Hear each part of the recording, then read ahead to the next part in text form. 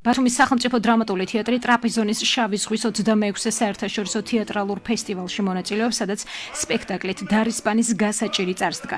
საერთაშორისო თეატრალურ ფესტივალში 5 ქვეყნის სახელმწიფო თეატრალური დასები მონაწილეობენ.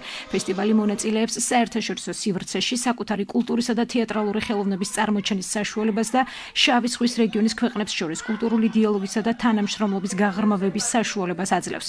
ბათუმის სახელმწიფო დრამატული თეატრი საერთაშორისო ფესტივალში აჭარის კულტურის სამინისტროს მხარდაჭერით მონაწილეობს. დარისპანის გასაჭირის ჩვენება ტრაპიზონის სახელმწიფო თეატრში 14 მაისს კვლავ გაიმართება. უყურეთ ბათუმიდან ჩამოსული ქართული დასის სპექტაკლს დარისპანის გასაჭირი. დარისპანის გასაჭირი საქართველოს ერთ-ერთი უმნიშვნელოვანესი ნაწარმოებია და ჩვენ ახლახან ამ პიესის თანამედროვე ინტერპრეტაცია ვიხილეთ. ბათუმის დასის წარმოდგენით ჩვენი მაყურებელი ძალიან კმაყოფილი დარჩა. დარბაზში იყვნენ მაყურებლებიც, რომლებსაც სპექტაკლის კლასიკური დადგმაც ჰქონდათ ნანახი. მათ ძალიან მოეწონათ ეს ინტერპრეტაცია და დიდი კმაყოფილება გამოხატეს.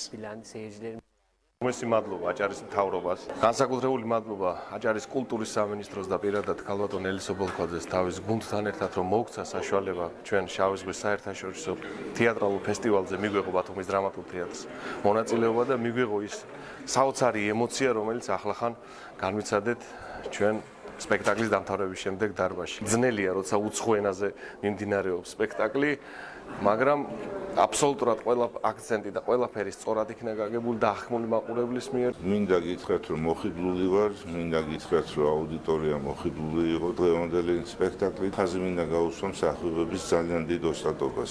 მიუხედავად იმისა, რომ ენობრივი ბარიერი იყო და სინქრონი გადიოდა ეკრანებზე, დარწმუნებული ვარ, პერიოდულად უყურებდი მაყურებლებს და მათ სახლებზე ემოციის დანახვა მინდოდა.